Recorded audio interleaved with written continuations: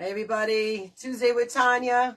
I'm here with Steve Denuccio, everyone's friend, in the art studio, his nice art studio. Very colorful and very happy. But yes, that's the word. We have some incense burning. You know, I never saw a small incense. There's like a tiny one. I meant to mention that. These that's the mini incense. Yeah, the mini incense. We do a commercial. It's put out. It's put out by Sandalwood Incense.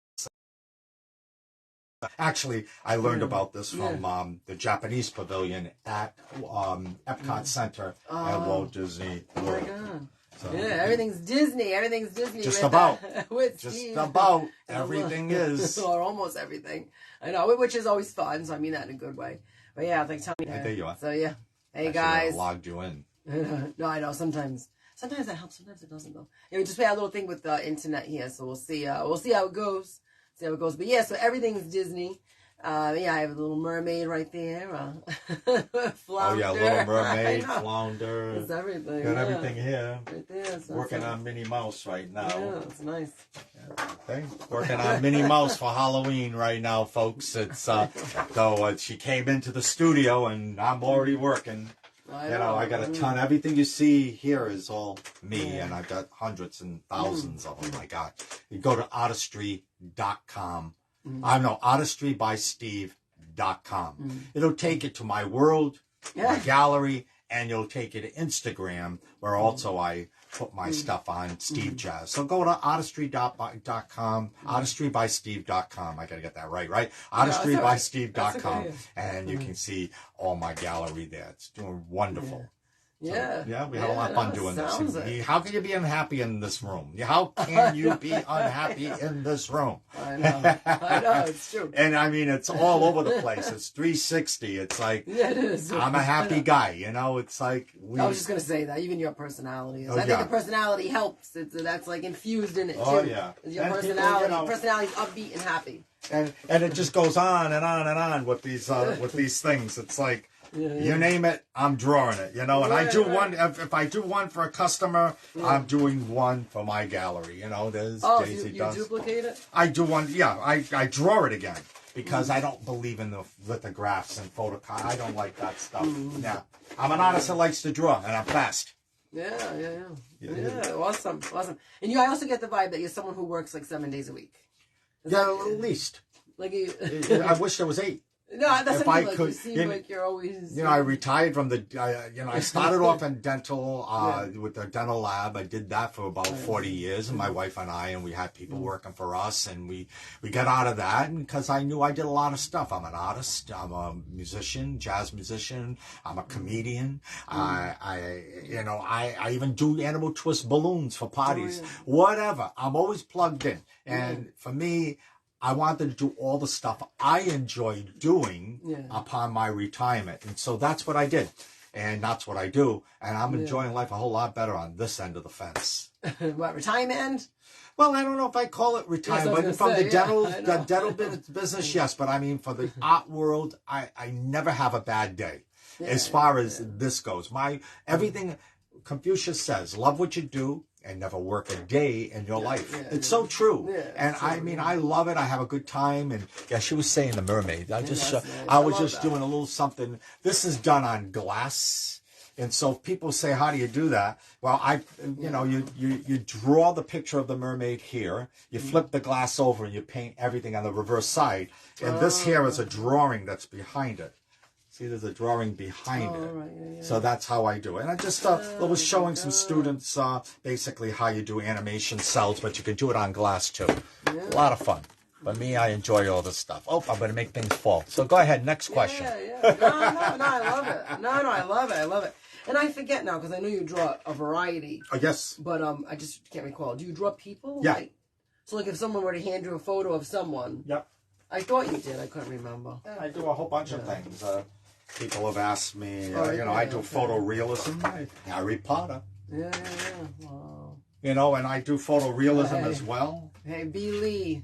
Hey, B. Lee's in the house.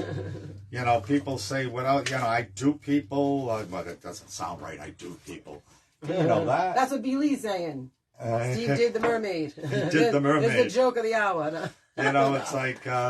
you know, all the stuff. I actually drew this for the Nimoy family, who I met in Boston when I was playing an event at the old Anthony's Pier 4. And I'll never forget it. Leonard Nimoy, a younger Leonard Nimoy, this has gone back several years. Yeah. He came up to me while I was playing the piano, and he said, he's whispering, he says, can you play Fly Me to the Moon? And I looked over and I said, Spock, I says, you've been all over the galaxy. Why do you want to go just to the moon? And he cracked up laughing. You never see him laughing in his stuff. And everybody in the audience on an open mics, literally, it wasn't a comedy thing, started to laugh. So I became more friends with the families, and I did some of his drawings for them. That's and awesome. they love it and they appreciate it. Yeah. That's good. I love it. I met a lot of people in life. Yeah. And that's one of them that was really a shock. What's that? Coming home? I wonder who's coming home. No, that might be my daughter. Let's check. Let's check the app. Check the ring. No. Is your ring on silent? That's my daughter. Oh, okay. Oh, good. That's She's nice. And she got married. Ooh. I know. I'm bride. Excited. I'm excited about that. I love weddings. Yes. And the 22. Did they pick that date on purpose? That's one of my numbers. So 22 is one of my lucky numbers. So do you think they wanted 22? That number? Well, you can say it backwards. What is it? 22? I know. Well, like 7 as well. So. That's my lucky number. 7. Yeah, that's my lucky 22, number. That's awesome. I'm excited. Oh, it's great. I'm excited to hear about that. And all right, good. So you do what's it called? So you definitely draw people, which assuming you draw kids. Yeah, I draw whatever people want. I've done landscapes. I've done real estate. I've a lot of cartoons, anime, all these things. I draw so much. Whatever people, you got to have in art. I've always said to even some of the students that I bump into in the university campus, I always said, do not get yourself plugged into one genre of art. You know, a lot of people into modernism. Modernism works well in office settings like lawyers and things like that because there's a lot of coloration, and so therefore your carpeting could match it. It's all like it's neutral. It's the best way to say what modernism is. What his name? Hunter Biden. He does that, and he gets hundreds of $1,000s. But we're not going to make this political. But that's modernism. We don't like him. I don't know. But what is it? Boring? Is it just neutral? It is. I'm trying to think what it even is. I think I know what you mean. It is. It's very, very abstract. It's like, all right, if you get a bucket of paint and throw it on a canvas, and get another bucket of paint and throw that on the canvas, and then put your hands all over it and do like that, that's called modernism. You learn that. So what's the point of that? Because I've heard, is there motion supposed to be in that? If you want to call the picture motion. It's not really attractive. Am I saying that right? It doesn't really look appealing. If it's what I'm thinking of it is. My opinion to that is if you're going to go into modernism, learn to be an artist first. Yeah. So get your foundation. Yeah. Build your foundation. Learn how to draw. Yeah. Learn how to paint. Learn how to do this. And then when you get yourself established and people like your art and you want to just make quick sales, so then modernism sells for thousands of dollars, maybe hundreds of dollars. You just can go ahead and take the lazy way out. I call it the lazy way. Just kind of make modernism and make it work and squirrel and everything. Hey, if it sells, you made money. That's the most important thing. But as far as art, learn to draw, learn to be an artist first. Yeah. It's like you're going to do rap. It's like rap. You're going to do rap, fine. Do rap. But be a musician. Learn your chords. Learn your scales. Learn all of that. Sense, learn how to play music. And then if you want to rap, that's a form of music. I'm not knocking it. I use it in my comedy. I know. And I use it in my comedy, but it's for fun. But the idea is learn your foundation. Yeah. If you're going to learn to be a dancer, learn classical. Ballet is the foundation of all dance. It's like learn your foundation and then move forward. That's that's my belief. You might not disagree. You might not agree with it, but that's where I come from. Learn your basics first before you go into a different way. Right. No, sounds good. Awesome. So, like, has anybody ever said, "Oh, they have maybe a loved one that passed away," or even if they didn't pass away, and they're like, "Yeah, I want you to draw." Oh God, I become pet whisperer. Everybody's unfortunately pet that passed, or I've got a few people who have passed that asked me to draw pictures of their loved ones. And it's always difficult when you're doing a picture and you see some of the pictures people give you, and it really doesn't do the decedent very well. And you say to myself, well, if I've got to make this exact, I always ask the client, do you need me to improve on it? Do I need to do I make this different than like the mortician? I have to say that, when you're lying in the casket, the mortician tries to make you look better. Right. Gee, doesn't Jack look good? He's dead. But, but in the end of the day, it's always one of those fine lines. But pets, hey, people give me a lot of their kitties and doggies and whatnot, and I draw them in it, and they're always crying because they like the picture, and I like to draw animals. God, I've got more animals here. Again, I don't want to belabor this whole thing. I did draw owls, and here's this horse, and elephants. There's an elephant. That's done on black. But, cats. Here's a cat. Somebody wants a kitty. I like to draw pictures of animals. So, these are not photorealism, but they work, and whatever. Again, here's one I did for a zoo, but I made one for myself. This is a gorilla. And that's done on black paper with white pencil. Hi, Joanne. Joanne Giannini. Oh, Joanne Giannini. Howdy. Hey. So anyway, you got an idea what that is. So you asked about animals. Yeah, that's awesome. What age did you start, all this drawing? I was 5. So, do you remember being that young? Oh, I remember. And working on it? Well, you got to understand, with my life, I started very different. I was supposed to be born August 18th. I was born July 3rd. And I was a preemie, 3 pounds, 9 ounces. I didn't come home right away. And unfortunately, that left me with some hearing issues, and I had to rebuild my inner ear because it wouldn't drain. And I didn't hear very well until I was 5 years old. And, and then I cried when I heard rain on the window for the first time.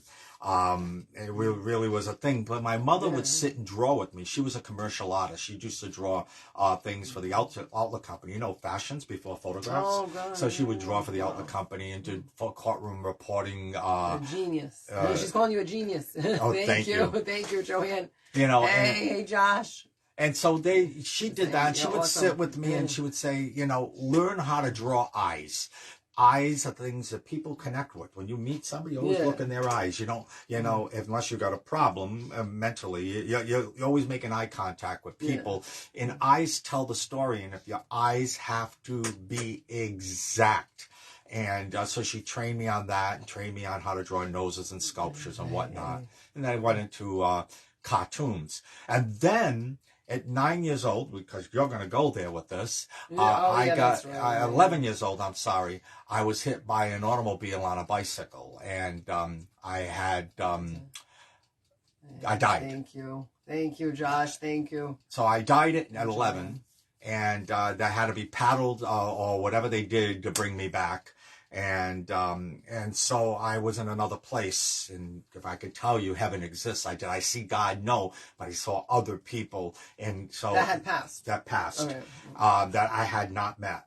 So so I tell that story because my mother trained me to draw when I was 5, and so after that near-death experience, I lost a lot of my past. I remember one thing: drawing cartoons, because my mother helped me draw cartoons as I watched the Disney, I watched Mickey Mouse on TV. She taught me how to draw things while they were moving. And then I remember the New York World's Fair, where I got to see, Annette Funicello, which was my idol at the Disney, a Mickey Mouse Club member. So I got a kiss on the cheek. I didn't want to wash my face forever. But anyway, I remember that. And all I knew how to do was that. So now, let me bring it to full circle. How do I get back to remember? Here's my daughter, the future bride. We're doing, this is Tanya. How you doing? Hi. Nice to meet you. Hi. Yeah, we're live. Oh, nice. Right. That's okay. If you need something, it's flexible. No. Oh, believe me, we're flexible here. My viewers know it's not Channel 12. Yes, you're only costing me a little bit of money, Michelle. Thank you very much. And I wanted 7 daughters, and I says, "Oh, big mistake." Right, I think you wanted 7 girls. I said I'd have 7 girls until I had 1. She's wonderful, but I would have been really costly. How did King Triton have 7 daughters? Something like I forget. He had a lot of them, so I ended up with my own mermaid. And then I wish I had 1 kid. So 7 would be nice, but yeah. So I forgot how to draw people, and several years after I started having dreams. So my mother passed away back in 2010, and I started having dreams of her when she was 30-something years old. Very much, we're sitting at a bistro table, her and I, and she's angry with me, and she's saying, "How come you don't draw people? How come you're not drawing what I told you?" I said, and in the dream, I'm arguing with her. I'm saying, "I'm drawing my cartoons. I draw." "You do a good job with that," she said, "but you're not drawing what I taught you how to draw." And she was getting angry with me. And I says, "All right, Mom. All right." I woke up from the dream. How old are you at this point? This was a 2016. I mean, meaning you're older, you're already married. I'm married. Yeah, but my mother passed away in 2010. It could have been 2015, 2000. I think within that period of time. And I'm still doing my artwork, but I'm not doing people. So I forget. My wife comes home from work, and I had just got laid off from this dental company I was helping to manage. And I planned on not working for them more than 3 years. And it was a great experience. But anyway, I come home, and she sees me drawing pictures of people, and she says, "Oh my God," she says, "I didn't know you could do this." I said, "Well, I had a dream of my mother, and she knows my situation." And she said, "This reminds me of like Close Encounters of the Third Time, where Richard Dreyfuss was making the mashed potato mountain, and then and she threw him like out of the house, and he was throwing sand into the house and building this mountain where the spaceship was coming." So she says, "Oh my God!" And so everybody around me was saying, "Where did this come from? We knew you were a cartoonist, but where did this come from?" And I have to explain to them my near-death experience has opened a gate for me to talk to those in dream areas only and randomly that it's almost like Ghost Whisperer, but it really isn't. It's in the dream state, and it happens randomly. And people who have passed, I get to see. That are connected, that want to reach people, crazy. But I don't know, and I just don't talk about it too much, but we're talking about it here, and I'm putting together a book called When Angels Weep, and I gotta get this thing done. It's been years and years. I keep adding to it, and I gotta say, stop. I'm too busy now. Yeah, and that's a lot to put a book together. Right. So there is so you asked the big question. I bet you didn't know all that was coming. Right. But that's how I got started at 5, got the near-death experience, forgot the basic thing of drawing people, stuck with cartoons all day. But then my mother gets angry after she's passed. And another thing, you want me to go further? You want to ask? Oh, yeah, no. Oh, no. Another quick thing. So she's passed away. She's in the dream. And she's, another time I'm meeting with my mother, she said, "I see now you're drawing." Now she's with me as a 36-year-old woman in an off-white gown and long, beautiful hair. And she says, "I see now you're drawing." She said, "Oh, by the way," she said, this was, I'm trying to get this timeline right. This came before that. So that's right. But she did see I was drawing or go. So this timeline goes before that. So my mother had passed away, and I'm having a dream of her, and she says, "You know I died." I said, "Yes, Mom, I know that." She says, "Well, why is my name still being published at the wake? I'm being waked like this weekend." I says, "Mom, why would anybody publish your death after you've already died? I mean, we've already had your funeral, and we're talking like this." And so I typed it online, and all of a sudden, I see my mother's wake is in 4 days. It already had happened. It already happened like a few years ago. That's weird. And I run to the funeral home where she was waked, and I remember talking to them, Jennifer, I think that was her name. I says, my mother's, why you have my mother in the paper? She said, it's not in the paper, it's online. We made a mistake. I was going to call you. A lot of people have called. We accidentally published in our heritage thing that your mother's wake is this week. I says, oh my God. She says, how did you know? And I told her, and she knew my situation. Yeah. And she was blown away with it. She says, oh my God. Awesome. She says, I know your story. She says, this is proof that story is real. And so, yeah, it was. And so they apologized, and I had people call. We've already attended your mother's wake. It's like, oh my God. So it was a mistake on their part. And I wouldn't have known about it if it wasn't for my mother in a dream telling me that. That is weird, huh? It is weird. Oh, but it gets deep. But go ahead. Shoot. No, I'm just. I don't want to steal your show. This is but it's very interesting. No, I just wanted to recap. So hello again to Joanne. Joanne said that you helped her with her campaign sketches for her campaign flyers. Yep. So she said thank you. Just want to make sure we add that. You're welcome. So thanks to Joanne. Thanks to Josh for tuning in. Thank you, Josh, for the compliment. Appreciate it. And so now I just want to make sure I have this clear. So you used to draw people. You have this near-death experience, or basically death. And I forgot a lot of my past. I had to rebuild my past. Right, but what about, why didn't you, I don't mean it like this, but why didn't you just try drawing a person after you died? Because I didn't think I ever did. Oh, you didn't remember? I didn't think I ever drew people. I only thought I drew cartoons. That. I was stuck with like all Disney cartoons and just cartoons. I wasn't. Okay. I forgot. I remembered my name, but I had forgot a lot of things that I did at school, everything. And slowly it started coming back. And the doctor said this might be it might take some time. Some things may not come back. But I was lucky. A lot of it did come back. That's scary. A lot of it did come back. And I played the accordion when I was 5 as well. When I started to hear, about 5.5, almost 6. And so I had forgotten a little bit about that. But the accordion, I put it on and I would play it, and it started coming back to me. So my world was being rebuilt after a near-death experience.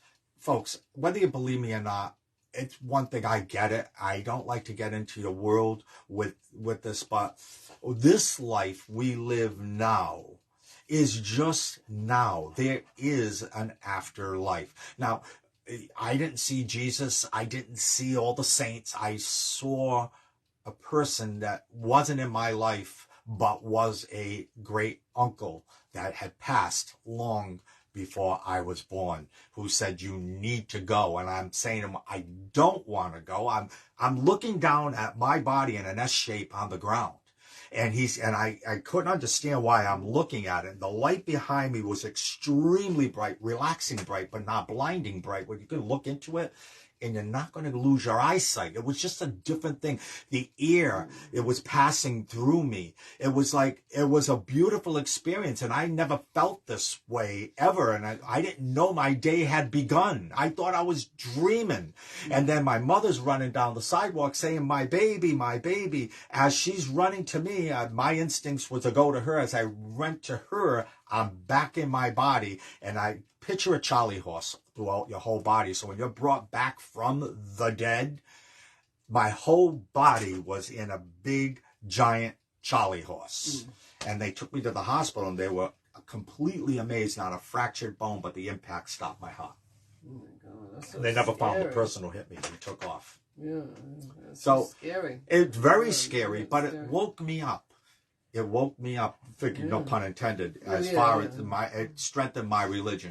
It really did. And I can only tell you, folks, an afterlife does exist. I know. I have dreams. And many of my friends know.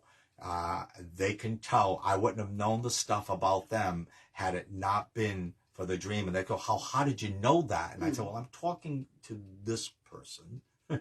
And they will say, well, who's that person? Well, a person that was in your life, and they'll say, oh my God. And then before you know, I even help see people find a grave. Yeah. Oh yeah. Oh yeah. And I won't mention his name. You know it. I'm not going to mention it on here. I'll keep that private. You know him too. I'll tell you after this here. Well, but he was looking for the. I'm like, if he doesn't mind, he was looking for the grave of his twin brother and sister who died before he was born. He wanted to know where their site was, and I was able to help him. But now this is through a dream. Through a dream. But now, because they walk came, me through that. Who's coming to you in the dream? The person who passed. But how do you know for sure it's them? Because they mentioned this guy's name.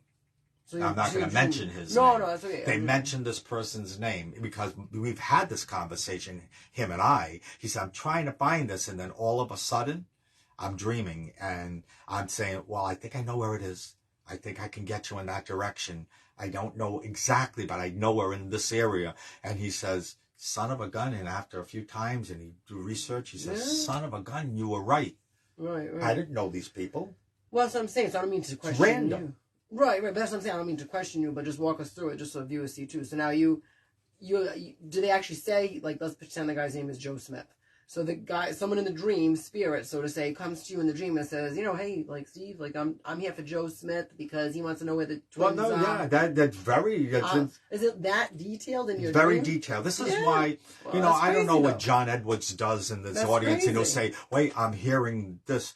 I can tell you my dreams are complete sentences and paragraphs. I'm communicating as normally as we're doing now. It's not like... it's not like, I hear a name. No, I get the name. I think, and it's random. I've never had an awake experience. I did, but that's a whole nother story. And that was once.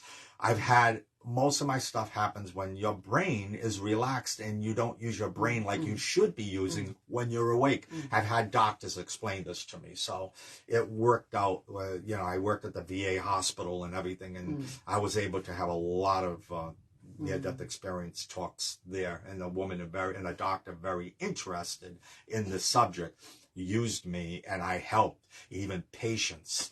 And it's just to give you... I'll do a quick example. I'm a young boy. I'm about 14 working at the VA hospital. I'm having a dream of a young boy. And he says, he wanted to play with his brother. And I'm saying, okay, well, go ahead, play with your brother. He said, we're having this conversation. He said, but you see him every day. I said, where do I see your brother? He says, you see him at the hospital. I said, you mean where I work? And I'm having this conversation, and it's like, You're in a dream at this point? Yes, this is a dream. Okay. And we're talking, and I says, okay, you want to play. So I says, okay. I says, whatever. So I'm talking over with this nurse, and I'm telling her about the dream, and I know the patient. And I says, how do we approach this? And he says, so he wants to play. I said, yeah. And he says, I don't even know if this patient had a brother. Well, he came back from Vietnam, and sure enough, with the nurse present, the special nurse, Barbara, her name was, we asked him, and he did. He had a picture of this boy in his billfold who passed away of leukemia at a young age, and he carried it with him all the time. And he said, is this the picture? I said, yes, and we're talking. And anyway, long story short, it's got deep. He said to me that he will soon have his brother with him to play. And I said to the nurse, I said, he's going to have his brother with him to play very soon. And she says, he's only in here for a leg prosthetic. He lost a leg, so he was there for a leg prosthetic. I went to school the next day, come back. As I come back, then Barbara's meeting me. She said, come with me, I could talk to you. I said, what happened? She said, that man passed away. Yes. Oh my God. And we didn't expect that. It came suddenly. He passed away. It was only there for a leg prosthetic. He just checked in for a leg prosthetic. And he passed away unexpectedly young. And I had the dream after that they were together. And I saw them together. So that were things that happened so randomly. Them together in the dream. They were together. Wow. He got his wish. He said he was going to play with his brother. And he played. It was just a weird thing. And it was like the nurse would say to me, anytime you have these dreams, I need to know. And there were plenty. But I don't want to go on and on. That's what I mean. So you do get them often, or are they random? So it's no set schedule. I never know. I can go months without none. With none, and then one comes upon me, and then it sticks with me until I fix the problem. and it won't let go. It's like, leave me alone. I want to just have a nice night's sleep. And I always know it's a dream that's reality is when there's a glow around the person who's talking to me in the dream. I say, oh, here we go. I hate to break it to you folks. As an artist, I love angels to have wings. That is an artist rendition. Angels don't have wings. Shh, don't tell anybody. I hate to break the disappointment to you, but angels don't have wings. I know, I see them. And it happens randomly. And I don't talk about this because some people get creeped out with this, and I respect it. Whatever your belief system is, look, it's my reality. I have to live with it. I know it's real, and there's a lot of stuff I can talk about that would blow your mind. Well, just all right. So, do they always have to have a glow, or are there times that that's how no I know glow? It's not just a typical nightmare. Right. So there has to have that glow. If I see the glow, I know I'm talking to someone who's passed that's trying to reach me that I've happened to be connected with. I may not know that person. That's what I mean, yeah. And it's like... so doesn't that drive... And they just keep coming to you? And they want to be able to reach somebody. And it's a lot of time children don't realize they've passed. They see their mom and dad here on this planet and they're alive and they want to be with them and they don't understand why they're not able to communicate. So they're stuck. And so therefore they try to reach people who they can communicate with if they know you're constantly in their presence. And that's what happens with me. It's just random. It's not, I don't dwell on this, folks. I got to be very honest with you. I'm an artist. I'm a comedian. I do a lot of things. I don't dwell on it, but every now and then I get a knock at my dream's door and it's there. And I don't discuss it a lot. And I just deal with it privately and do what I have to do. It seems like I was sent back here to fix things, I guess. I don't know. I'll fix it and then that's it. I'll move on. You know, it's just a lot of times I'll tell people, I won't tell the person who I'm helping that somebody close to them is nudging me to nudge them in a different direction. I won't even get into that because a matter of fact, 90% of the time. Why though? What? Because I don't want to creep them out. Tell them? And I don't want to think that this is weirdo. It's getting in my life with this. I don't. I just like, I'll advise them and say, oh, by the way, do you think maybe you ever think about applying for this job? Maybe this will work, or maybe, look, I could tell you this much. I showed up at somebody's driveway thanks to a dream that had a hose in the window of his car ready to kill himself. I wouldn't have known it had it not been for the dream and telling me what time this was to occur. Wouldn't have known it. But why? So someone you know would have committed suicide?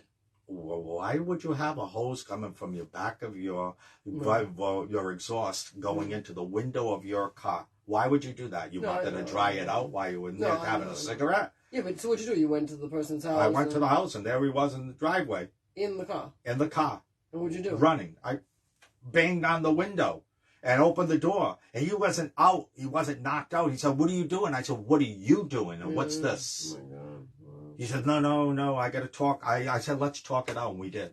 And we talked it out. And it was one of those things that's random. It's random. But you had the dream first. I had the dream first. Oh my God.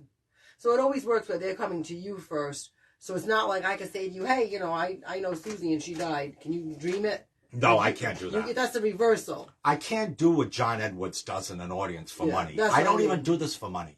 I don't even want this. Had I not had this, I'd be a happy person. If it just go away tomorrow, I don't care. Yeah. I'd be a happy person. That is weird, fact is, and I've been on talk radio with this, and I've had dreams of what's coming. I'm running down the highway. At my age right now, everything's on fire. Everything's burnt. Everything's gone. I drew, and I have the picture. I know I have my near-death experience thing here as we're talking. I drew a picture of the sky bridge that connects the mall to the garage. I drew this picture when back in 1970 something, before that was even a thought. But anyway, All I know that there's something disastrous about to happen because it's a reoccurring dream, and everything back is then though. This is back then to now, and it was pretty scary for me. It was a very scary moment in my life, and I had to deal with it. And what is a near-death experience? Game knocking on door, candidates clapping. Where is it? But anyway, go ahead. Yeah. No, I'm just saying. No, it's all fascinating to me. Is one of your spirits coming in now? Because my timer's been stopping itself. my old school timer is like, no, wait, Steve has more to say. It's like stopping. I'm sorry, folks. No, it's stopping on its own. It's supposed to have rung. So I'll just. Wow, did I stop it? Because I had more to say. That's why I had stopped the clock. I just folks, did don't it. believe that. I did it manually just now, but it like stopped more than once. And unless this one's breaking, either that or it's a spirit. I don't know what to believe. I have no idea. I believe in spirits, but had these things had not happened to you, like between this dream situation and between you being on the ground and dead and whatever, like what would you have thought? Like, would you have never believed in the afterlife, or would you have said? I would have never believed it. You're absolutely right. That's what I mean. Do you think maybe by you having the proof? So here's the picture, 1970. Yeah. There's the picture I drew at 3 o'clock in the morning. There's the bridge. Yeah. There's the road. That does remind me of near the mall. I don't know if your folks can see that. But it does look like that sky bridge. It does look like it. And I went on a talk radio show with it. There's the sky bridge. Yeah, that's why. And this is connected, but here and there, and that is the road that goes when the river of relocation happened. I think that over there, is the Citizens Bank building, and that was what I dreamed. And the reason why is because I'm in a garage. Yeah. And I'm communicating with someone in a garage, which is at the other end of that sky bridge area. It's like, it's really a crazy thing. And I've got that picture. And, you know, how would I know that had I not dreamed it? I didn't know that no such construction existed. Right. And the way the highway even bended. Like, it does look just like 3 o'clock in the morning, I'm getting a piece of paper, and I'm just drawing something random because it was in my head. And you know, Sherman Allen Strickhauser, his talk radio show, I went on there and talked about it. He was just blown away by it. And we did a whole thing. He used to call me the Tooth Fairy because I had a dental business. So. Oh, yeah. And I've had a lot of the talk radio hosts call me that. And Steve Cass, these are all great names. I'm mentioning, you know, Helen Glover, all these people, great talk radio people. And, but he was just fascinated with this. And I showed him, and he says, well, what's this? Well, years later, when that happened, some of the talk show hosts, remember thinking back to that time, said, wow, you drew something that wasn't even a thought of. Buddy Cianci wasn't even a mayor. I know. I graduated high school in 75, and that was done in 70, right? And he was elected in 74. He was in my yearbook at Hope High. So, I mean, Buddy wasn't even the mayor yet. Right. So isn't that funny? And that bridge wasn't built till what? The 90s? I guess, yeah. I forget. I know it's newer. It's newer, but it's interesting. It doesn't go back then. Again, folks, you can love me for who I am. I'm a comedian. I'm an artist. I'm a jazz musician. We bring this up. Yeah, it's Halloween. Maybe it's appropriate time to talk about. Well, I wanted to. Yeah. You know, but you don't have to believe me. I'm not trying to make you believe me. It's my experience, and I can tell you there is a hereafter. And if there's any comfort in knowing that, your loved ones, if they didn't, here's going to be another thing. Maybe the Pope will excommunicate me. But there is reincarnation. The reincarnation is real, folks. Do you believe in that, though? It's actually true. Like you come back as a dog or come back as a... A 5-year-old gets on a piano and starts playing concert piano. Like this person, they call, well, that's a prodigy. The brain... Yeah, but the brain remembers. The spirit, what occupies that body, remembers a prior life. And all those lives and whatnot come together. And now you got somebody playing the piano. How did this 5-year-old sing like an angel or play piano or do what they do? 100% Hey, Jennifer. Thanks for tuning in.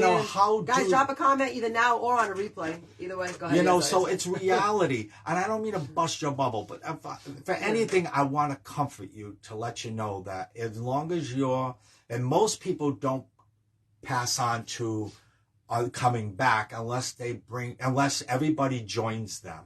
In other words, they wait to see you in the afterlife. Oh, good to see you. Yeah. Oh, they wait to see you in the afterlife. And then after they get all the people who they were close to here that they wish to see again there, then they make that decision whether they're going to stay there or come back to what I refer to here as hell. I got honest with you. Read about hell. Earth sounds like hell. Yeah. It really is. There's killings. There's all this stuff going on today. You mean hell's worse than where we are? I know. Hell's worse than where we live now? Yeah, no, I know. Or is this the purgatory or something? Yeah. I don't know how to describe it. But anyway, folks, life can be beautiful too, though. In other words, yes. But it goes both ways. Yeah, it does go both ways. A lot of bad. There's a lot of bad. As mortals, we have a choice of taking the bad road or the good road. An angel put on this planet who comes to help people only has one road to take. They don't have a choice. So we do a disservice when we eulogize our loved ones and we say, oh, they were an angel in life. No, angels don't have a choice but to be good. However, we have a choice to either go bad or good. And blessed are those who took the good road and took the good road. It takes a real strong person, a real moral person to take that road because they weren't dictated to take the good road. You had a choice. God gave you a choice and you took that good road. And, all I can tell you, folks, is your loved ones are there. Those who have passed are there. And you have another life to look forward to. And, it's reality, and you don't have to believe me, but I'm here to comfort you in knowing that I haven't experienced it. And I was 11 years old. I'm a kid who didn't know all this stuff. It descended on me and changed my life. It really did. It changed my life. And some people say to me, how do you do so much? Why do you do so much? Because it's like a variety you do. I do a lot because it's not enough life in me. There's so much I would like to do, but it's 67. I mean, no, I don't have a long runway, but I want to just do as much as I can, and I love helping people. I love being the best friend to people. I like being a great dad. I like doing all those things. I don't want to be a bad person. A lot of you, and yes, I do have a political opinion, but here's the difference between myself and a lot of other people. I may be a Republican, but if you're a Democrat, I'm going to respect your opinion. We may disagree. I may be disappointed. But at the end of the day, that's what America's all about. And if we can't love each other and respect each other's opinions that are different, instead of trying to put people in jail and kill them and deprogram and all the stuff, cancel everything people. Has to stop. Cancel. It's like, it has to stop. Otherwise, we won't have a world. We won't have a life. Yeah. So that's, and my art brings me back to reality, folks. I can't be unhappy with all these little mice looking at me. And I'm glad you let me into your world. I mean, folks, if you need to reach out to me, like I said, artistrybysteve.com. In there will be my email. In there will be a phone number. In there will be my Instagram. Whatever you want to do, peruse around. I'm a real person, and those people, even in the comedy world, know that I'm not going to down them if they think different than me. As long as you don't down me, we can have a conversation, we can love each other, shake hands, and walk away. That's how it's supposed to be. And it's like agree to disagree. Exactly. Agree to disagree. Life is too short, and I want to make sure I do the right thing in life. Because and you're not hurting anybody. So if you have a Republican point of view and they have a Democrat point of view, who are you hurting by agreeing to disagree? There's no hurt there. You're not hurting anybody by doing that. Right. At the end of the day, it's not the worst thing to disagree. But we're supposed to, at the end of the day, win or lose, we have one thing in common. We have one thing and one focus. America first. I know you hear that on the right a lot, but it's what it has to be. America is first because America first means that no matter what color, religion, or whatever you may be, we're all the same melting pot. You know, in RISD, we use all the colors on the palette to make beautiful pictures. Yeah. We don't paint with a broad brush all the time because we're not going to get the detail a fine brush gives us. The broad brush covers up all the stuff, and the fine details are done with the pen, with a small fine brush. So that's all I could say for folks. It's just that, you know, we have to get to that point, and art really brings me to that point. Yeah. Enough with the, I mean, I'm sorry if I spooked you out with the near-death thing. No, it's interesting. It's my world. I don't talk about it a lot. We did it. Tanya wanted to talk about it today, and I try to talk about it, not to force you to believe me. No, I'm not a crazy guy. It happened to me. It's reality, and I could tell you so many things that would put a period to it, and you would say, oh, wow, he really does. Yeah. But, hey, you got to believe what you got to believe. I have to believe what really happened and what goes on in my life. Right. You know, I'm Tanya, you know me for years. I'm not a bad guy. No, not at all. But you made me think of something where this whole cancel culture and this and that. So just was going to add a quick story. So I think this is happening, you know, not just with politics, but just in general. Like someone says this, but then they got fired, or this or that, or this one can't talk to this one anymore, or we're going to cancel them and kick them off Twitter. This is what I mean. So one story, and I do support Trump. I can't even repeat that because Facebook will just like, you know, he does too. I do too, but hey, I love whoever you love. Right. You know, we can be friends. Yeah, you know, no, exactly. But I mean, but I know he's not perfect, but who is? But he's not perfect. And that when he was talking and he said that, I'm just bringing this up for a reason. He said something prior to ever being famous. Well, he was famous, but he wasn't president, about grabbing a woman's, you know, grabbing a woman down there, and he said it, perverted or whatever. He's saying a joke. It was total locker room talk, whatever. I have to be honest, I don't care, because I know like there's a lot of people who do talk like that, men and women, and they, you know. But so I'm bringing it up for a reason. He's not perfect. Do I believe he said that? Yes. Like whether it was recorded or not, whatever. But it doesn't matter. That still doesn't make him. He's still a great president. Like he did a lot for our country. Low gas prices. And if anybody doesn't agree with that, just drop a comment. I mean, low gas prices, your stock portfolios are much higher, and I could go on and on and on. So I don't care that you have locker room talk, because at the end of the day, you are a guy, and sometimes guys talk like that, like fine. But that young kid, or at least I think he was young at the time. You almost got into a different subject there when you said you are a guy. We don't know who's a guy or a girl anymore. Oh God, that's a whole nother subject. I know, really. I know. I'm not. But Halloween is coming. I'm not for any. I think it's okay to be gay. But I don't. Nothing wrong with that. Everybody's in this country. We're all part of but it's not America. Okay. It's not okay to say, hey, like I'm, you know, you're going to call me a he, a she, a they, a them. That bullshit I don't like. But to say someone wants to be gay and like other women and or men likes a guy likes a guy, I don't care.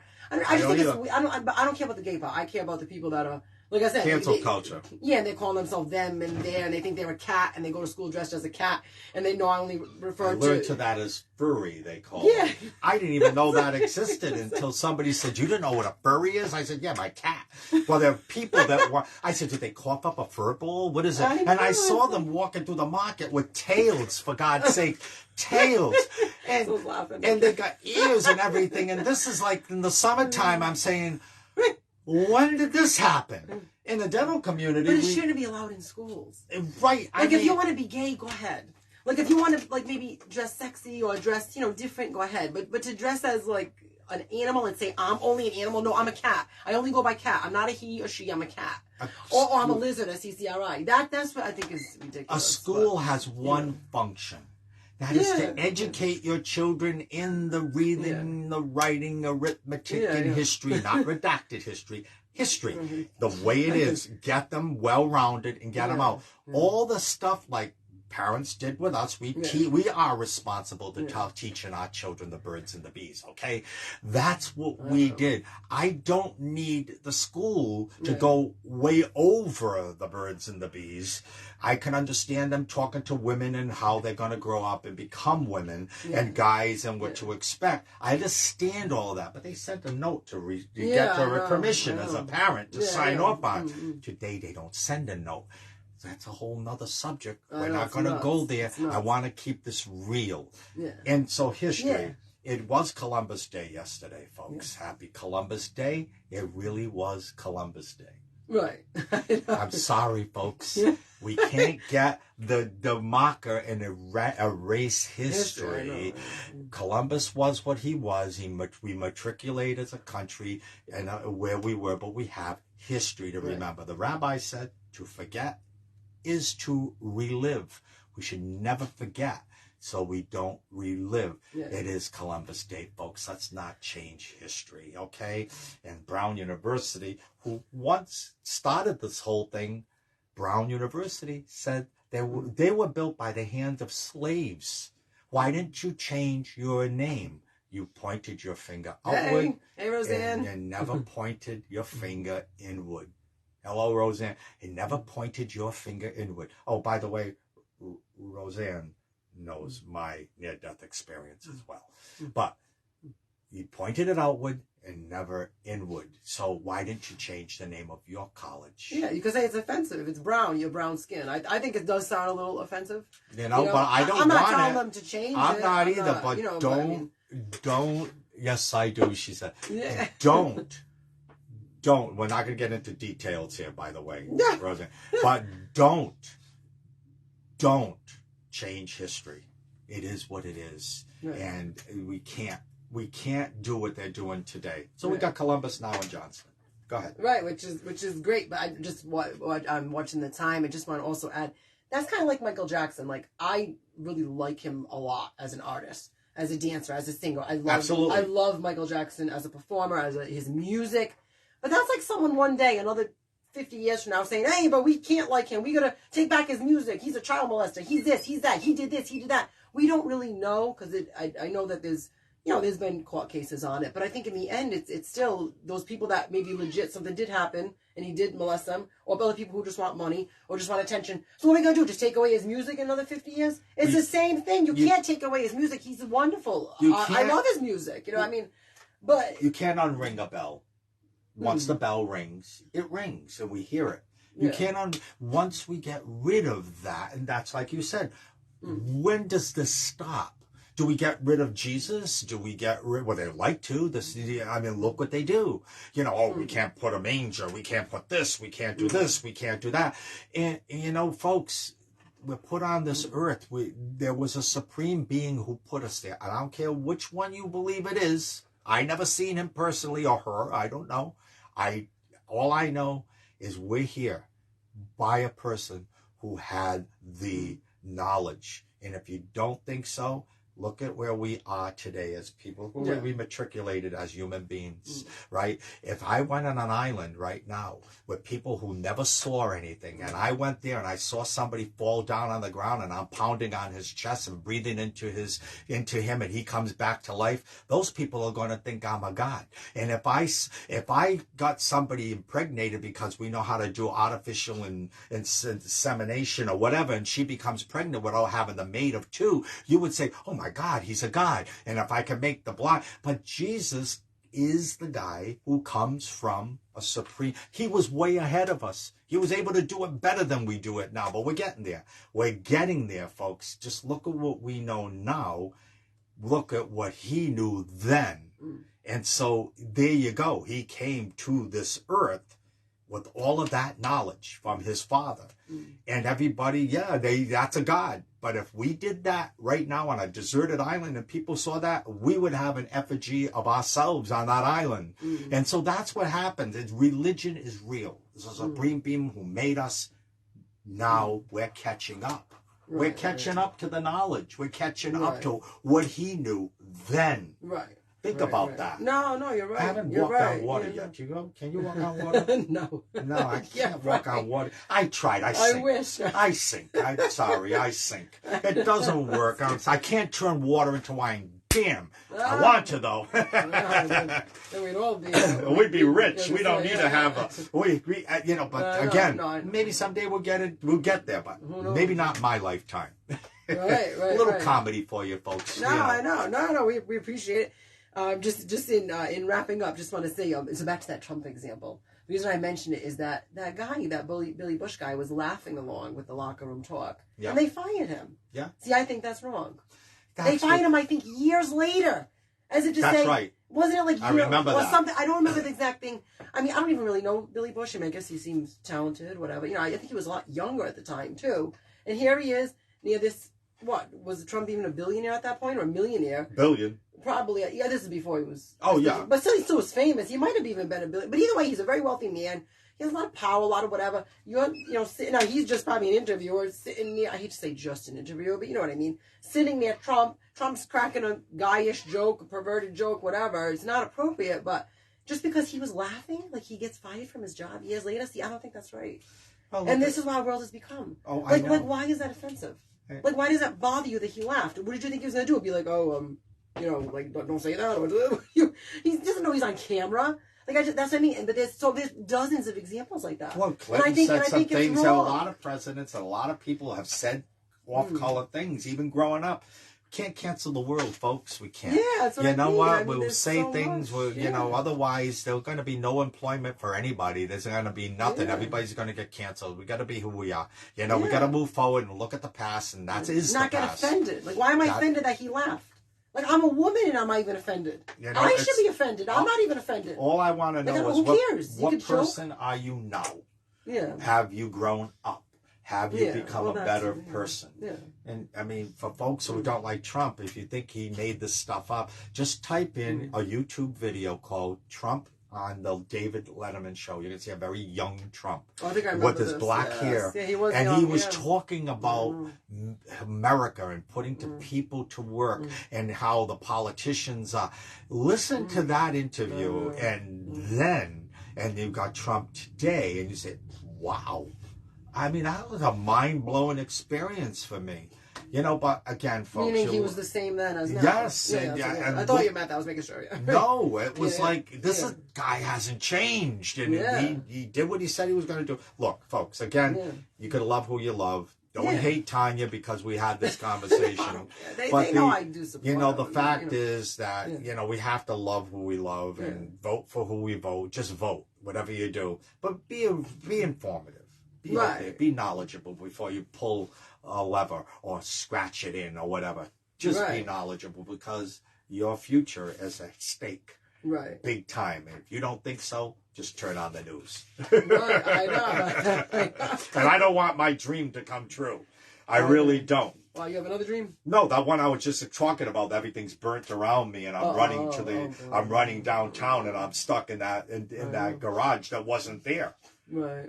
So just folks, scary. Please. It's definitely scary. I beg. Well, go ahead. No, I was just wrapping up. In general, when we have dreams of, because I know you have this other thing with the dead people thing, but just in general, when we have dreams of people who died, or maybe I might even have a dream of, let's say, I don't know, someone I know from years ago, and then I end up seeing them 2 days later in the market. Like, what do you think of those dreams? Dreams are real. You know what I'm saying? You got to kind of decipher which dreams are real and which is not. What I mean. We do have nightmares, but there is a reason why we have dreams. Because our brain is in a different state, as explained to me by medical professionals. So it's not me, not my opinion. Yeah. I've talked to people about this situation I go through. There's a big community of us who have, the door was open. And we dream. So if you have a dream of a loved one, sometimes it may be a random dream, maybe it doesn't, but if there's a message or there's something and you have another dream, note that somebody reached out to you and be open to that. Mm-hmm. And if you're open to that, then that dream will recur and you'll see that it'll expand and expand. You have to train your brain in your way you dream. You dream, but you have to understand what a real dream is. And look, pay attention. You see a glow, there is the reality. You don't see a glow, you may be having a nightmare. I'm sorry, folks, it's just the reality, and the book will explain an awful lot. Just too much, actually. Right. But, and every now and then I do this at libraries. We put on a near-death experience thing. I have a slide presentation, but I haven't done one in a while because I've been busy. But I'm ready to do another one and get people involved where they can openly have a talk about what's going on in their life. And so that's why we can have a group discussion that this isn't crazy time. This is reality.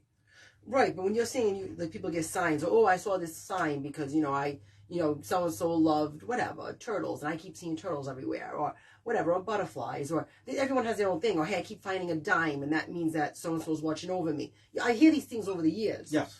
Do you think that they're all signs, or some are just a coincidence, or some are signs? Like, what do you think of that? Some are coincidences, and some are just signs. My mother used to love to sing "Pennies from Heaven" to me when I grew up. Every time it rains, pennies from heaven.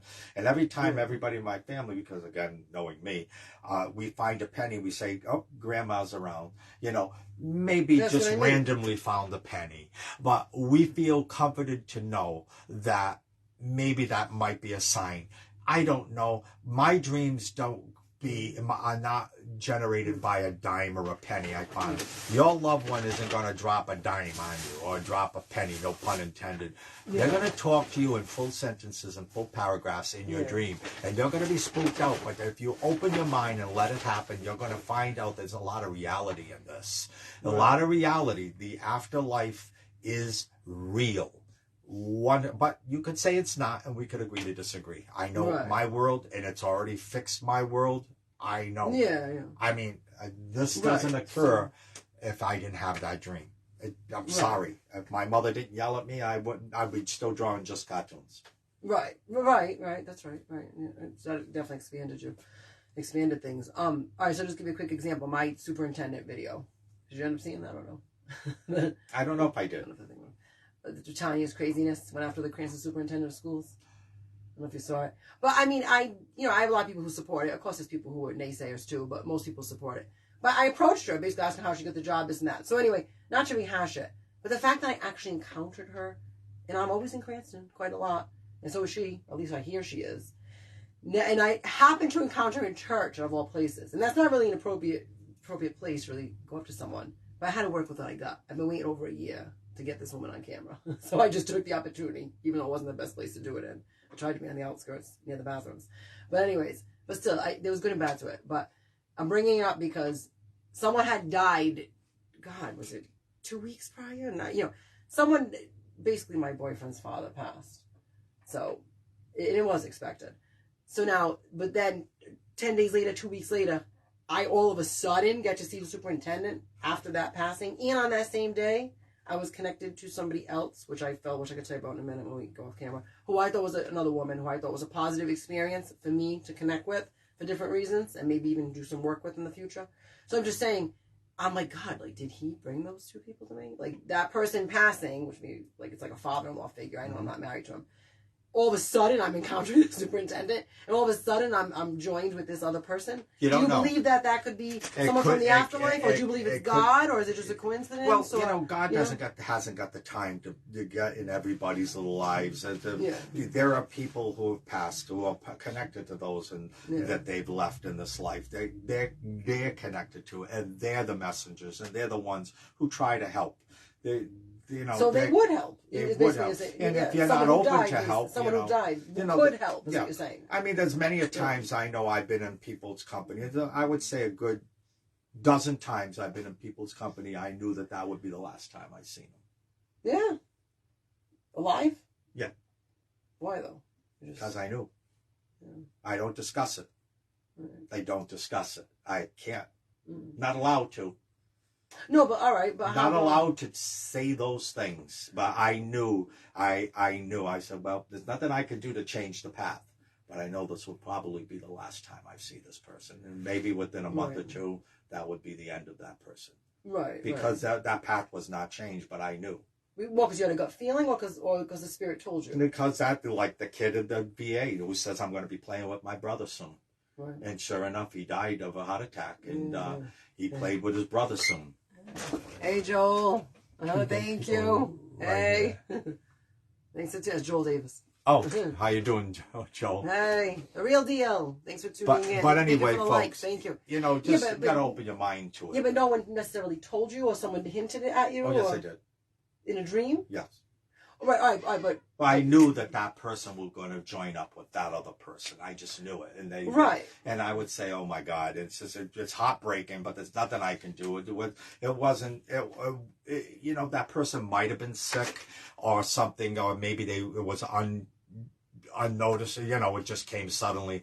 But like at least a dozen times I've had that, and I knew, and I just couldn't say anything. And just life is life, and I'm not here to be a messenger to tell somebody, oh, you're gonna die. I can't do that. Right.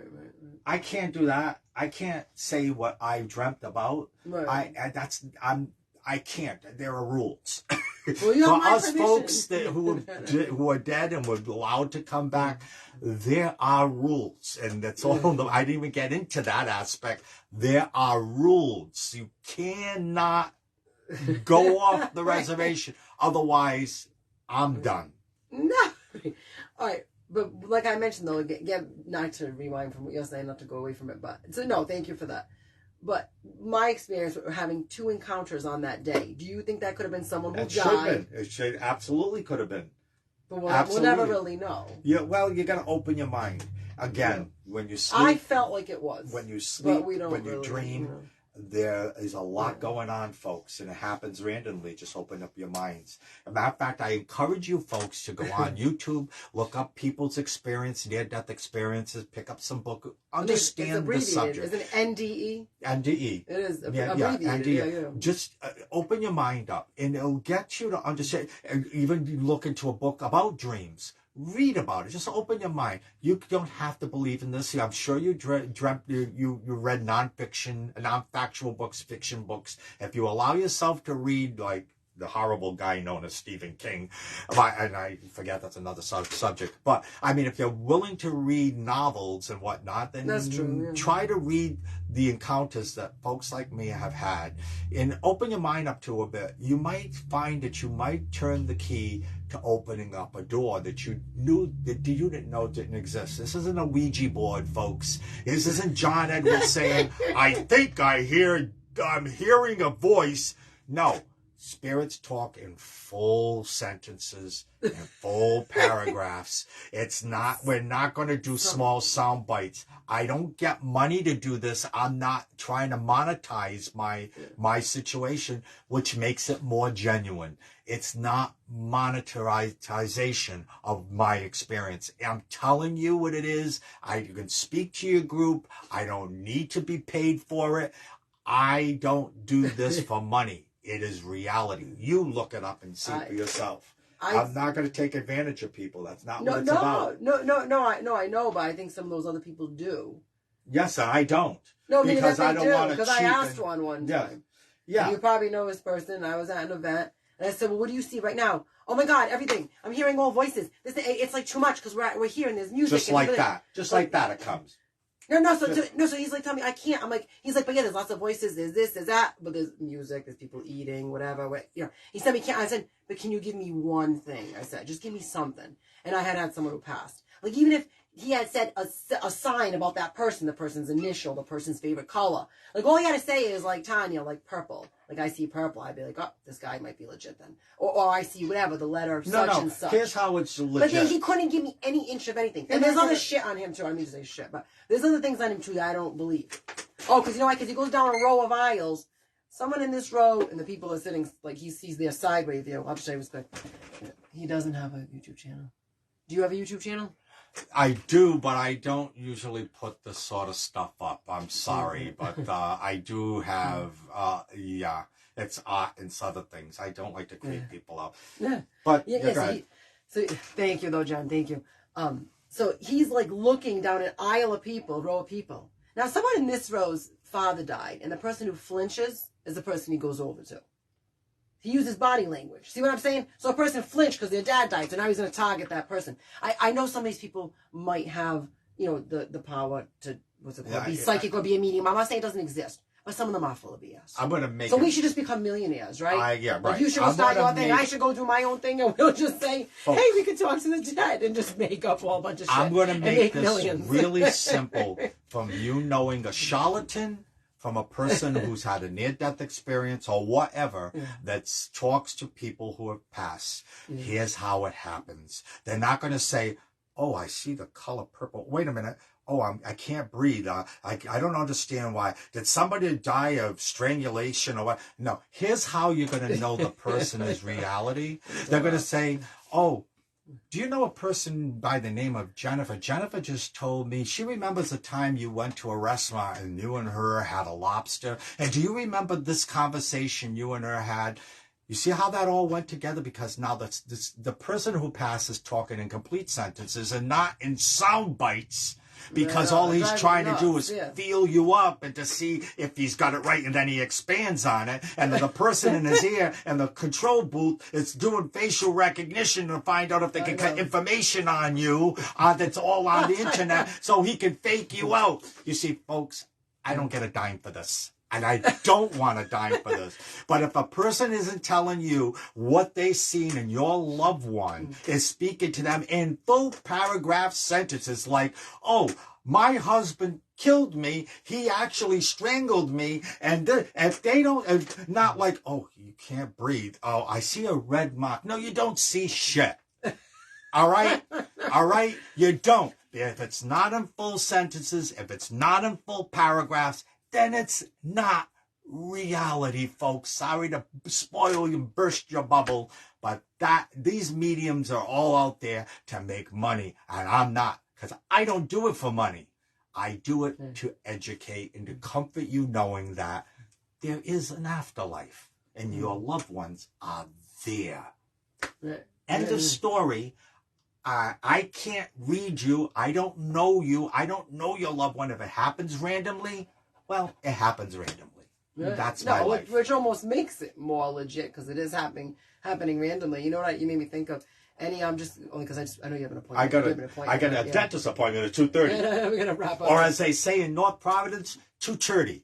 Or is it 3 o'clock? All right. I'm holding us up over here. I had to ask you really quick. You know what case, and we mentioned this on last week's slide. The dentist is right down the street. So no, but still, I want to try to wrap it up. So, no, I just feel bad. The Ramsey case, the John Benet Ramsey, we mentioned this last week. That case really intrigues me. Just really quick, your take on that? You mean the one who's John Benet Ramsey? Yeah, the little dancer. Yeah, who did it? I don't know. Did you ever dream of that? No, I didn't. Because I can't dream of anybody I don't have a connection or in a presence of in this world. In other words, I don't know him. If I had a dream of John Benet telling me she's been murdered by whoever, I don't know him. I have dreams of people that I bump into or in their presence several times, and somebody's connected to them, and now they want me to nudge them or do something. As far as somebody who lives 1,000 miles away from me, I wouldn't dream about that person because I don't know them and I don't know their phone number. It's only people in my orbit if it's something really important. But I just want your opinion. That's okay. I just want your opinion on it. I think, if my opinion, I don't think the dad did it. I don't think the family did it. I think someone in the house did it. Because I don't know which one though. Because accidental. And then they had to cover it up. I think if you look at this as a young girl who's very successful, a model, people don't like what they did, the heavy makeup and everything, but the girls are doing this. They go into little beauty pageants. They're little cheerleaders all made up, and faces all pretty and whatnot. And I don't think if you love your child and you put her on stage and you're promoting her to do better because she's a beautiful young lady, I don't think your compulsion is to kill her. I think somebody did it. And I think it's someone within their orb did it. It's almost like when we had the Brindle case here in Bristol, where Christopher Hightower went in and killed the Brindle family. He was in their orb. He killed the young daughter. He killed the mother and the father. And I saw them, by the way, brought into the medical examiner's office. Wasn't a pretty sight. I happened to be there. Had a friend who does autopsies, and that's all. How many years ago was that? A long time ago. Because I don't even remember. Well, how was he? Friend to them? Was he? He was like their broker or something, and he got fired, and then he took it out on them.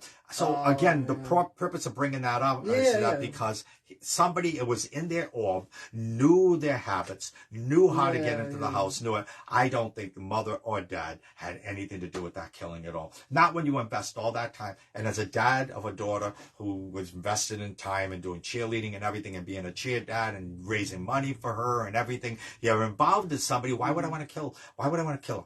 Well, it could have been her brother did it accidentally. It could have been. It could have been. He had some violent ways towards her. It could have been because maybe he had a jealous streak because his sister was getting all the attention. You have to look at things. I don't know, but if I would have never focused on the mother or the father. I don't think it had anything to do with them.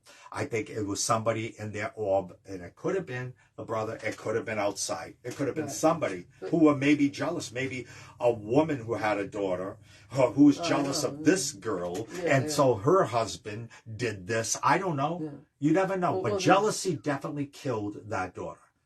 That girl. Jealousy killed it. Right. And I can't imagine the mom and dad being, there was jealousy that killed that daughter. But that's just an assumption. No dreams. No dreams, folks. And that makes sense because it was very brutal, so it doesn't make sense. But what was I going to say? I lost my train of thought. I lost my train of thought. Something I was going to say about the parents. Oh, yeah. The parents, there was a lot of body language analysis done on the parents, and that showed guilty knowledge. So maybe that person, maybe they did see the person, but the person... Well, maybe they knew it was the son. And now so now do you lose two children? You know, you don't know, and they're having personal guilt, saying we put too much attention into our daughter and we forgot we had a son. Maybe it was one of those things, and now the thought of losing two children is what would have happened. Yeah. So were forced with all that pain to cover it up. It's a possibility. I'm only saying this is a possibility, but you have to go deep. You brought it up, but I don't know. It's just a guess on my part, folks. I have no knowledge, nor do I want to know, quite frankly. No, I know, but just have guilty knowledge. No, by the way, I don't know the lottery numbers. So if you want to think that I dream of those things, my world is not reading newspaper of tomorrow. My world is talking, because if so, I would be winning an awful lot of money, folks. Know, really. And these people who would say they see the future. Well, give me the freaking lottery number right now. We'll all get rich, all right? I know, really. No, sorry, folks. It doesn't go that way. It's not about money. It's about my world. No, it's true. It's true. And just in wrapping up, not just totally. We've been wrapping it up for a long time. Just so you know, we're real Italians. We can't wait. Just to wrap it, I got one more dish to serve you. It's an 8-course meal. Manja. If you don't eat it today, you're going to have to eat it tomorrow. If you don't eat it tomorrow, you're going to have to eat it the next day. We got wrapping it up all the time. We sound like we're fucking, Egyptologists, that we're wrapping the mummy up. We're wrapping the mummy up. Hey, here we go. We're wrapping the mummy. I love her dearly, though. No. Oh, God, that's what my boyfriend says. No, it's a different kind of love. No, thank you. Thank you, Jennifer. Well, speaking of food, I just stopped and saw Tom on my way here very quick because he was en route doing construction on the road. My guy, Tom. Oh, your guy, Tom. Yeah. You know him, I think, by face, I think you know. Yeah, that's right. Her guy, Tom. It's a song. My guy, Tom. I brought him snacks on the way here. I brought him a ginger ale and snacks. I said, and I gotta go. Like, it was like really quick. I pulled over. He's like, hurry up, make it quick. I'm like, I will. He's like in a construction zone. It's not the Italians joke. It wasn't something homemade. But, ginger ale. It was just a ginger ale and granola bar. Wasn't a craft beer. Granola bar. Well, it'll keep them regular. It's good for your colon. But what I was going to, you mentioned the Italian thing. What I was going to say is, and this is going back to what we said before. Right. You mentioned something about people's eyes. I think that eyes do tell a story. Tells everything. I think it does. Tells everything. I could see if someone's even hurt just by looking at their eyes. Hurt in any type of way. If they're hurt. You know what I mean? Even someone I know through someone, and I was saying this to my boyfriend. Eyes tell a whole story.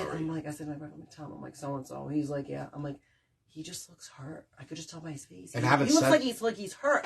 And he's like, yeah, he is. How'd you know that? I'm like, I don't know him out, but he knew him. Well, when I'm drawing pictures of people I got that vibe just watching him. I'm like, who is this guy? I just could tell he was hurt. The same thing. Feel bad though. It's sad. Drawing pictures of people who pass, and I'm drawing them, and I look and I'm drawing their eyes, and as an artist, and my experience, I get to almost have the feeling of certain pain that this person went through by the way their eyes are in that picture. And it was just crazy? Like almost, there was one time I did draw a picture of a person who passed and had a dream of that person. Yeah. And because they didn't quite like the way I drew the picture, so I fixed a few things and then gave it to their loved one alive. Yeah. That's in the book too. That's a whole nother story. Yeah. But yes, and you can see a lot. You can see a lot in eyes. I can see a lot in eyes. And if you're wearing sunglasses to mask your eyes and think you look cool, there's something hiding in me. Yeah. So if you're a president of the United States, you probably shouldn't wear sunglasses. We want to see your eyes. Don't mask out what is reality. Sunglasses are good for bright sunlight, but not for people. Not indoors. Not indoors. They shouldn't be worn. But how about anxiety? I think just looking at someone's face, I could say, like, she's anxious just by her face. Yeah. Do you know, I see pictures of myself when I was younger, and I think I look anxious in some pictures. And I know it's crazy. Oh, I know. I grew up to have OCD and everything, and it got pretty anxious. And she set the timer for 25 minutes. I want to just tell you that, folks. 25 minutes she set the timer. And has it been 25 minutes? Way over. Sorry, folks. Sorry. It's just one of those things. It's just one of those things. We can wrap up. You know, just one of those things, right? No, we can wrap up. You know, Alexa, I like Siri better. I love her. I can do more than her. Take me out for dinner and I will show you. See what I mean? They're jealous. There's a little comedy for you folks. We're just going to have fun. Just, you know. And she is jealous. I don't understand it. Alexa, Siri makes me happier. Jealous. I can make you happier. Have a blue dress. Monica Lewinsky taught me everything. It's terrible. Absolutely. I'm not going to go into the other parts. She's very creepy too. But anyway, I like Monica. You know what? My wife doesn't mind me having a relationship with her or Siri because it's only going to be oral. Thanks, Jenna. That doesn't sound good. No, but it's oral. We're talking. That's the only way, you know. I'm sure we'll get some laughter. There you go. So we'll get some happy. See, we had a little bit. I wanted to bring this down to a happiness so we could wrap it up. I like Monica Lewinsky. I think that she holds it together, even in interviews nowadays. I don't know if you've seen her in interviews. She's done TED Talks. Did you know? Yeah. She's done TED Talks. I understand. I feel bad because she was taken advantage of by an adult male who shouldn't have taken advantage of a 21-year-old girl. No, it sounds like it was consensual. Yeah, she was. It sounds consensual. It did sound How consensual. could it be consensual when you're an adult man, married, by the way? I have no patience for infidelity, folks. Me neither. Sorry. Let's not even go there. No patience for infidelity. But I mean, he all. should be the responsible adult in the room that say, "Hey, look, girl, I know you're a groupie, but no, we can't." You know, but he didn't. Yeah. Number verify. What's that mean? No, I was getting a phone call. Oh, okay. So anyway, folks, but I like her. I feel bad for her. Me too. It sounded consensual, and you're right. It shouldn't have been because he was the adult in the room, even though she was an adult. But he was a grown man of many years beyond her. Shouldn't allow that to happen. Sorry. No, I blame him too, but she takes part blame too. I mean, I think they're both wrong, but I think it is consensual. And I think when I watched him in interviews, he was being questioned. I forget by who, and he was almost like, "This is now years later, taking offense to it." Like, couldn't even answer the right way. It's like, buddy, like, it's already out in the open. Like, where she sat there, she answered better than him in a separate interview. Well, yeah. She handled herself better than him, and she's not even at his level. Was a president. He should be able to hold himself together. He shouldn't have, and say, yes, it was a mistake. And you're a married man. Right. All right? Or a married woman. I'm sorry, you're married. You don't belong playing around. No, not at all. But I think she allowed it, Hillary. She thanked somebody one time, supposedly. And said thank you to her, thank you, and for everything. Well, if they're not getting along, then get a divorce. But obviously it was for political gain. Yeah. That's a whole nother subject, but we're supposed to be wrapping it up. Yes, that's right. So we don't want to go down that path. I feel like I'm with my brother. But anyway, folks. My brother busted me like this. For me, true, in a good I way. can't thank you enough. Yes, thank you for welcome watching. Welcome to my art studio. Yes, thank you for watching. ArtistryBySteve.com. You can see all my stuff and follow me. We'll have a lot of fun. I'm a real guy. We don't have to talk about NDEs all the time. Near-death experience for anyone who's tuning in now. So yes, thank you so much. Thank you for your time. I appreciate it. Next week I will be in Pawtucket. I'm trying to venture out to all parts of the states, but I feel like I end up in Cranston a lot, and the same places a lot. So Pawtucket will be different. Next week, Newport Avenue. I'll be there on Newport Ave at Belsonio, and that's on the 17th, next Tuesday, the 17th in the afternoon. So tune in for that. And then she'll be at St. Francis Cemetery in a week after that, so we can have an interview. Graveside. Why not? Oh, God. I know we should, huh? We should. Oh, my God. Really get freaked out. It's a lot of fun, folks. And be happy. Thank you. Be happy, and happy Halloween, and happy belated Christopher Columbus Day. Yes, that's right. Yep. Yes. I was there at the ceremony. I made the Channel 10 news piece, little piece on Channel 10 there. in the background, Tom and I. But thanks, guys. Arrivederci. Thank you. All right, bye. Like and share.